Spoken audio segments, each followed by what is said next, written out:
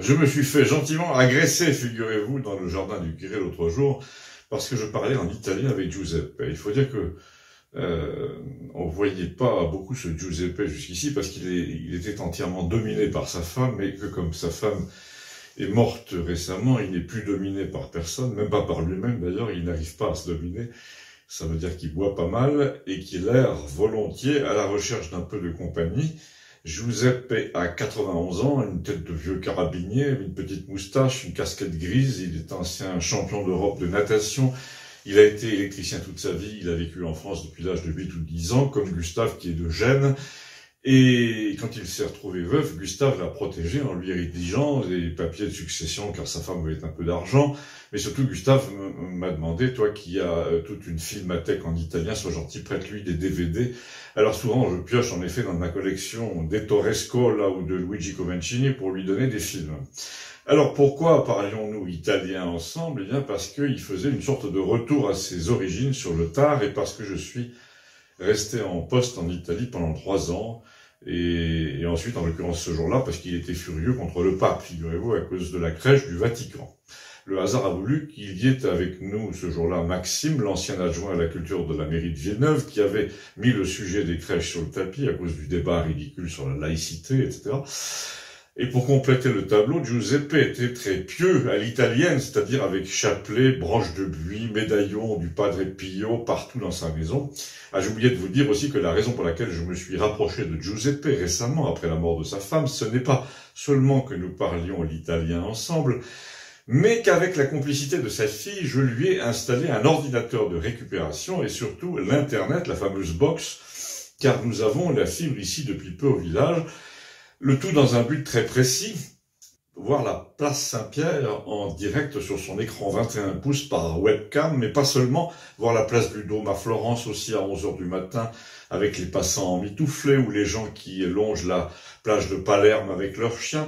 Donc nous parlions de tout ça, et Giuseppe avait l'air de me reprocher cet ordinateur du diable qui lui avait montré l'horrible crèche du Vatican l'avant-veille, et comme souvent il avait tendance à associer l'appareil à ce qu'on voyait dedans, un peu comme dans La vie est un long feu tranquille, vous savez, quand la grosse fille injurie la présentatrice de télé et crache sur le poste, il me disait c'est ça, si c'est ça ton ordinateur, tu peux te le remballer, tu diras à ma fille j'en veux plus. J'étais occupé à le calmer quand Gustave est arrivé avec un ouvrier municipal qui posait des guirlandes de Noël autour de l'église. Le patron du café avait vu lui aussi à la télé la fameuse crèche vaticane. Alors je vous explique comment il nous l'a décrite. Une collection de santons d'1,50 m, 2 mètres en céramique, terre cuite peinte. Sauf que ce ne sont pas des santons avec des joues roses, mais des sculptures modernes, toute droite, un peu comme une rangée de boîtes de conserve avec des moutons qui ressemblent à Bob l'éponge à peu près. Et là, Gustave, qui était en train de se disputer avec l'ouvrier communal, est revenu vers nous pour nous expliquer qu'il lui avait demandé d'aller poser ses guirlandes ailleurs, parce que si on parlait ici et qu'on n'avait aucune envie de hausser le ton pour couvrir le bruit du diesel. À noter que l'ouvrier communal était le seul masqué parce que s'il ne l'était pas, nous a-t-il dit, c'était une faute administrative. Oui, même dans le camion, même tout seul, même en pleine campagne, avec un vent de 50 à l'heure. Mais ça, nos descendants, j'espère, ceux qui regarderont ce genre de petits sujets à la fin du siècle, auront compris que nous sommes gouvernés en ce moment par une équipe de tarés qui applique un plan international. Oui, là, c'est moi qui parle. Que nous sommes nombreux à en être conscients, à attendre le moment opportun pour enrayer cette machine de toute notre intelligence, de toute notre imagination, de tout notre savoir, et que donc ce qui va leur arriver à ces gens qui nous oppressent, et que vous connaissez, messieurs du futur, était entièrement prévisible. Donc, pour en revenir à la crèche, après cette digression personnelle, Gustave a entrepris de nous expliquer, pour l'avoir lu dans le journal, que cette crèche était issue d'un village rural du sud italien dans les années 70 et que cet art où les personnages avaient l'air de tuyaux de poils, cet art qu'on pouvait appeler primitif, était considéré comme passionnant, évidemment, par les critiques d'art. De là, a dit Maxime, qui avait dirigé les services culturels de Villeneuve, le fait que les conseillers artistiques du pape, du Vatican, qui dînent tous plus ou moins avec les journalistes spécialisés à Rome, se sont laissés bourrer le mot. On leur a dit que cet art populaire, mais populaire au sens maladroit, au sens médiocre, au sens bidonville, serait idéal pour donner une impression de proximité du christianisme avec les pauvres. Et là, Gustave a réagi, a dit Or, c'est le contraire. À chaque fois qu'elle fait un truc comme ça, la hiérarchie de l'Église s'éloigne au contraire des pauvres qui trouvent que c'est mal sculpté, que c'est n'importe quoi. Les gens pieux comme Giuseppe, la preuve, voulaient voir le petit Jésus, de la paille, des moutons, un Saint Joseph, des rois mages avec l'encens, la myrrhe sur les bras dans un coffret. Donc une fois de plus, les élites, qu'elles soient vaticanes ou laïques et bourgeoises, mais c'est les mêmes, ont tendance à considérer que c'est elles qui pourtant connaissent par cœur l'histoire de Giotto, de Michel-Ange, du Bernin, de faire semblant d'aimer l'art des bidonvilles et non aux gens des bidonvilles d'accéder à la beauté classique qu'ils ne comprendraient pas puisqu'ils n'ont pas l'éducation nécessaire, puisqu'ils ne sont rien, suivez mon regard. Alors, nous dit Gustave, tu étends le principe à nos rapports avec le tiers-monde, ben c'est pareil. Nos civilisations font semblant de s'incliner devant 3 totems grossiers par besoin de régression. D'autant, me suis-je permis d'intervenir, que la beauté classique, complexe, raffinée, humaniste, mystique, est perçue désormais comme une oppression. Même et surtout en Italie, où le clergé brade les objets pieux pour acheter des vierges en inox. J'ai dirigé, et là c'est toujours moi qui parle, un établissement culturel en Italie, justement, pendant 3 ans, où, d'après les consignes du ministère des Affaires étrangères, ce qui était beau, traditionnel, artisanal, comme les hôtels baroques, les sculptures des cimetières, les frontons des palais, devait être considéré comme patrimonial et anecdotique, c'est-à-dire sans valeur artistique. Et où tous les objets en fil de fer, en revanche, issus d'un fonds d'art contemporain, avaient le droit, eux, de plastronner sous les lambris. Et Giuseppe est revenu à la charge sur le thème, justement, si c'est pour voir une crèche comme ça sur la place Saint-Pierre, tu peux remballer ton ordinateur. Du coup, j'ai expliqué aux autres qui disaient des bêtises parce qu'il était au contraire absolument fasciné par le fait qu'on pouvait voir d'autres lieux en direct partout sur la Terre. Et là, il nous a bien divertis parce que de la crèche Vaticane, il est passé tout de suite au pape en disant « Mais c'est n'importe quoi, ce type qui n'est même pas européen, tu vas pas me dire qu'il n'est pas tombé sur la tête. » Il parlait du pape. Là, on a vu arriver l'abonné au monde, mécréant notoire qui considère la religion comme une sorte de sujet pour psychanalyste et qui a dit... ça m'aurait étonné, il a défendu le pape en disant que pour une fois, il le trouvait très bien. Un peu comme quand Obama a été élu, lui, le Albert, qui était anti-américain comme tous les gauchistes admirateurs de Fidel Castro et de Mao, a trouvé que pour une fois, c'était un président américain à son goût. Alors Gustave nous a fait rire en disant « Ah, si Albert le trouvait bien, c'est qu'il fallait s'en méfier. » Là-dessus, Giuseppe s'est mis en colère, comme toujours une colère plus ou moins feinte, en nous disant que ce pape n'était même pas foutu d'éclairer la place Saint-Pierre la nuit. Il a dit un truc amusant en désignant la placette qui se trouvait derrière nous au village. Tu vois, Claude, l'ouvrier communal, il met des guirlandes lumineuses partout dans le village alors qu'on est 200 habitants. Et la place Saint-Pierre est complètement noire la nuit en ce moment. Pas un projecteur, pas une loupiote, pas même dans le sapin. Alors là, chapeau ton pape, m'a-t-il dit. Alors c'est moi qui passe pour le plus catholique en l'absence de notre ami et l'ancien moine et surtout de Léon. Il me dit, tu peux vérifier sur Internet, il y a une caméra fixe sur la place Saint-Pierre. C'est simple, alors qu'il y a des caméras en direct partout dans le monde, nuit et jour, alors que les pyramides du Caire, la Tour Eiffel, tout ça est éclairé en direct toute la nuit. Le phare du catholicisme, lui, est éteint.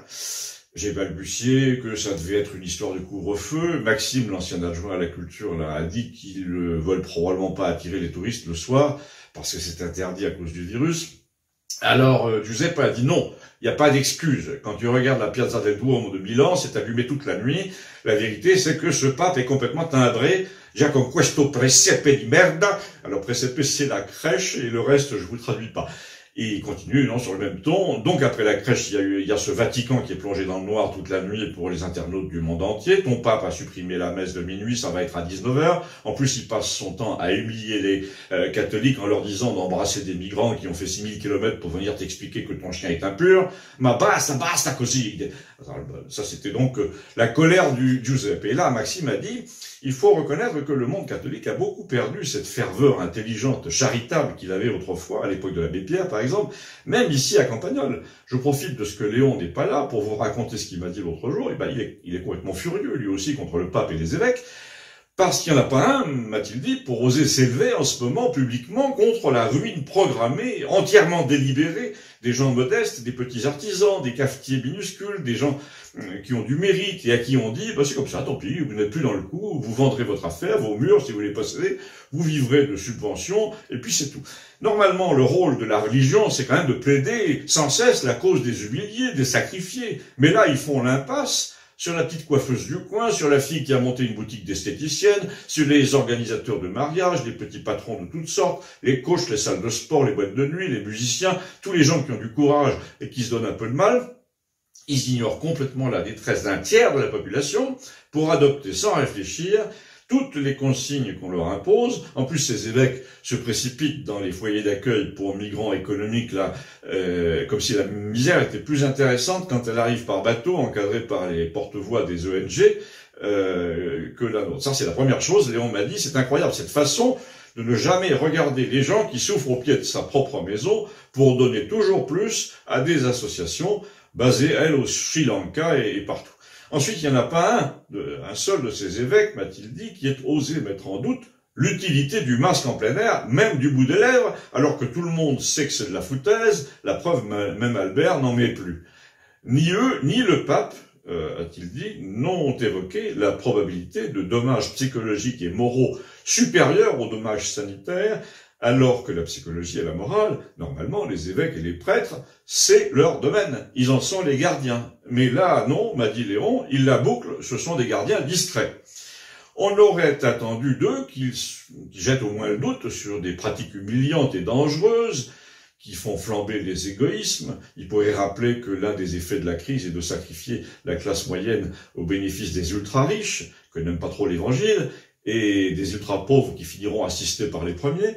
On aimerait qu'ils disent qu'infliger le port du masque à des enfants de 6 ans, c'est leur faire connaître une épreuve dont on ne peut pas du tout prévoir la portée future. C'est une effraction mentale pour un bénéfice sanitaire à peu près zéro.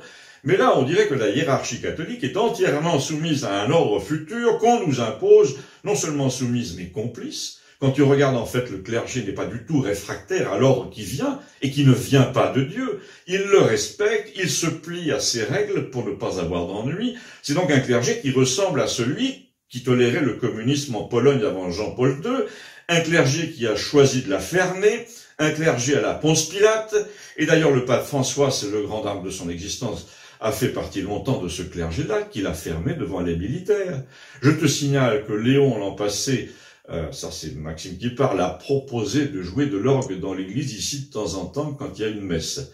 Je le sais bien, je lui ai dit, c'est moi qui ai proposé de lui installer mon orgue dans l'église, les jours de cérémonie. Eh ben, m'a dit Maxime, les gens qui sont chargés des chants et de la liturgie des 10 communes de la paroisse élargie de Campagnole ont dit non merci, pas de musique. Les 3 dames qui chantent leurs 2 cantiques avec une voix de chèvre, voilà, apparemment ça suffisait aux besoins des paroissiens. En tout cas, c'est ce que les prêtres ont décidé. Alors que quand on a entendu Léon à l'orgue, c'est quand même autre chose. Tu entends l'évidence de l'existence de Dieu. Tu te dis pour qu'il y ait des gens aussi doués que ça vient forcément de plus haut. Mais justement, il ne faut pas que le don de Léon détourne le blaireau paroissien moyen de son univers étroit. Quand tu écoutes Léon au clavier, tu as envie d'arracher ton masque et de rappeler que Chopin est mort tuberculeux à 35 ans. Eh ben, c'est le contraire. Je ne sais pas si tu as vu ici le nombre d'avertissements à l'entrée de l'église, juste à côté de la sculpture de Jésus sur la porte. Ici, le port du masque est obligatoire, du gel hydroalcoolique partout, des panneaux plastifiés écrits en rouge et en bleu. Non, mais c'est une église ou c'est un dispensaire? Alors Maxime s'auto-excitait comme ça, contre l'abonné au monde d'ailleurs, qui avait l'air de trouver, bien qu'il ne croit pas en Dieu, que tout ça était légitime, puisque le gouvernement l'avait dit. Là, Gustave a fait remarquer que c'était pas la peine d'aller chercher beaucoup plus loin pour trouver la marque du diable dans cette histoire, la marque de la bête. Les gens essaient toujours de repérer les 666, mais quand on y réfléchit, le masque, c'est la marque de la bête, sans laquelle on ne peut ni acheter ni vendre, comme il est dit dans l'Apocalypse. C'est exactement ça, sans ton masque, tu ne peux plus rien faire. Et là, évidemment, l'abonné au monde a ricané sur l'idée même d'Apocalypse, et il a regretté que Vladimir, le jeune russe, ne soit pas là aujourd'hui, ni Léon, dont c'était l'un des thèmes favoris. Mais Maxime était tellement remonté qu'il a bien voulu relever le défi, surtout quand l'abonné au monde a commencé à lui dire « Vous voyez là votre Trump, eh ben comment vous l'avez dit, c'est plié, hein ?» Et ça s'adressait aussi un peu à moi, évidemment, et moi j'ai pas réagi. En fait, personne n'avait tellement envie de reparler des élections américaines, surtout par égard pour Giuseppe, qui n'était pas au courant de tout, et à qui on n'allait pas expliquer ce feuilleton depuis le début à 91 ans. Mais là, il s'est produit une chose amusante. L'abonné au monde a commencé à jouer avec le sujet de la défaite de Trump, comme un chat qui pousse sa balle et qui se raconte qu'elle a bougé toute seule pour pouvoir sauter dessus après avoir remis le derrière. en la prenant pour une souris, et il a déroulé lui-même ce qu'il appelait le narratif. Oui, parce que les lecteurs du Monde, quand ils racontent ce que pensent les autres, ils prennent toujours des pincettes comme s'ils faisaient de la médecine légale. Donc, dans le narratif des Trumpiens, selon lui, il y avait le complot mondial à Davos, le forum économique annuel, c'était plein de méchants qui œuvraient pour plonger les peuples dans la servitude, des méchants qui avaient pour copains Joe Biden, Hillary Clinton, Bill Gates, lequel était obsédé par l'idée de vacciner tout le monde, la population mondiale entière. Biden était financé depuis le début par toutes les entreprises de technologie, alors que Trump, lui, c'était par les équipementiers automobiles, les garagistes. Donc, sous-entendu, c'est le pays légal contre le pays réel, les intellos contre les chasseurs, etc. Et là, dans une sorte d'ivresse parodique, qui sonnait complètement faux, parce que l'abonné au Monde n'a évidemment aucun humour, il ne sait faire que de la dérision, comme sur Canal+.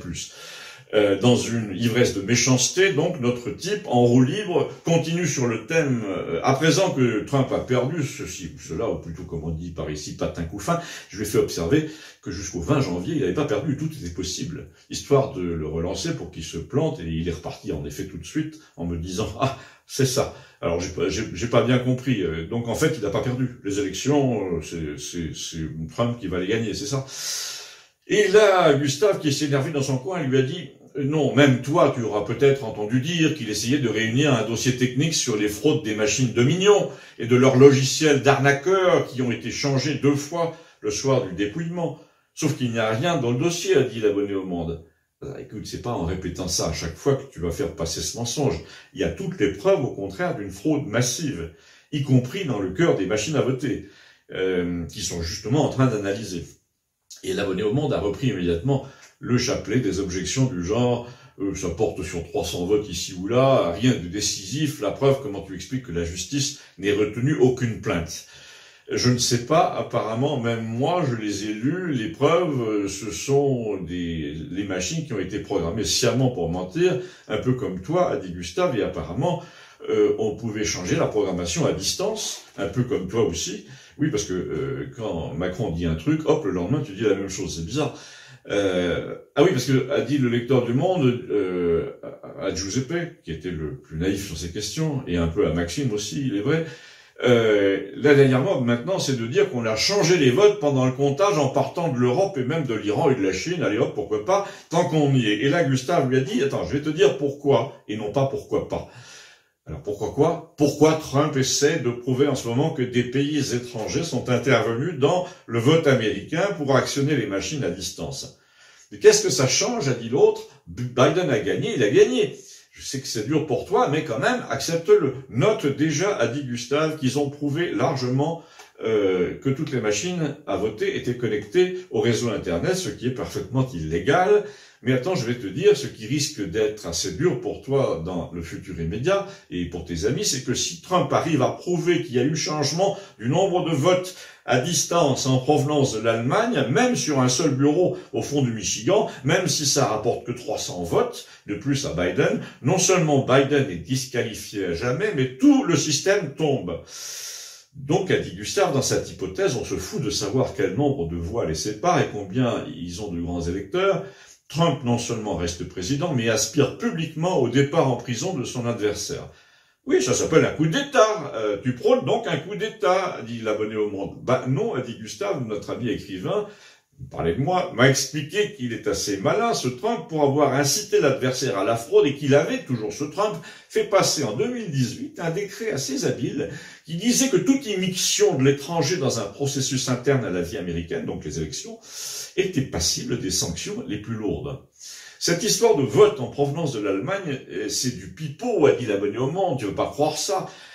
Si tu me dis qu'il fait fabriquer des preuves pour rester au pouvoir, c'est bien ce que je dis, c'est un coup d'État, nous dit-il. Ben non, parce que justement, il a choisi d'aller perdre au pénal et d'avoir l'air tout désolé que les juges n'aient pas eu le courage de lire son dossier, pendant que dans la coulisse, les services du renseignement militaire et leurs unités informatiques se démènent en ce moment même encore pour prouver qu'il y a eu accès aux machines à compter de l'étranger le soir du dépouillement. Et là, désolé mon cher ami, mais jusqu'au 20 janvier, les programmeurs de l'armée, les gens de chez Julian Assange, les hackers russes, comme nous l'a dit Vladimir l'autre jour, vont se démener pour faire cracher aux machines les bordereaux des échanges et pour les soumettre à la communauté des programmeurs du monde entier. Tout ça, c'est des rumeurs, a dit l'abonné au Monde, sans fondement. Non, non, il y a des documents, a répondu Gustave. D'ailleurs, notre ami, il parlait de moi, s'il fait sa chronique là-dessus, en mettant un en français que je vais lui donner, c'est pas mal. On comprend à sa lecture que toutes les machines à compter étaient aussi vérolées par des logiciels destinés à orienter les résultats. Ce que je comprends pas, dit notre Albert un peu acculé, c'est pourquoi vous ne voulez pas admettre tous démocratiquement une défaite. Parce que ta démocratie, si ce qu'on dit se confirme, vous vous asseyez dessus depuis 20 ans dans tous les pays, tout en nous la servant matin, midi et soir avec vos salades et la complicité de la Chine, le pays le moins démocratique de la Terre et le plus menteur. Vous nous mentez à propos de tout, du Covid. Il y a bien un moment où la vérité va triompher et je souhaite que ce moment soit arrivé, a dit Gustave. Ce besoin de vérité, c'est la marque même du fascisme, a répondu Albert. Alors là, putain, a dit Gustave, mais il fallait la sortir, celle-là. Et là, Giuseppe, qui avait connu Mussolini, puisqu'il avait, fui l'Italie avec ses parents en 38, a dit, attends, ne parle pas de fascisme, tu sais pas ce que c'est. Moi, je peux te dire que les types qui rasent les murs avec leurs masques, et qui te dénoncent si tu n'en portes pas, les prêtres qui la bouclent terrorisés, le pape qui fait profil bas, les magasins qui ferment alors que d'autres restent ouverts, les gens internés en hôpital psychiatrique ou mis en garde à vue de manière préventive, les radiations du Conseil de l'Ordre, la parole unique à la télé et à la radio, les artistes du showbiz qui mouftent pas, ou encore pire, qui font la promotion du masque ou du vaccin, la collusion avec l'Allemagne qui prend les mêmes mesures que toi et qui dit les mêmes conneries à 3 jours d'intervalle. C'est ça le fascisme. L'Italie a déjà donné avec Mussolini, et là on est en plein dedans. Et donc, a dit l'abonné au Monde, c'est Trump qui va vous en sortir, c'est ça. Et Giuseppe, qui a presque des bouts d'enfant malgré son grand âge, a répondu, moi, je fais confiance à Gustave pour que Trump gagne. À bientôt, merci.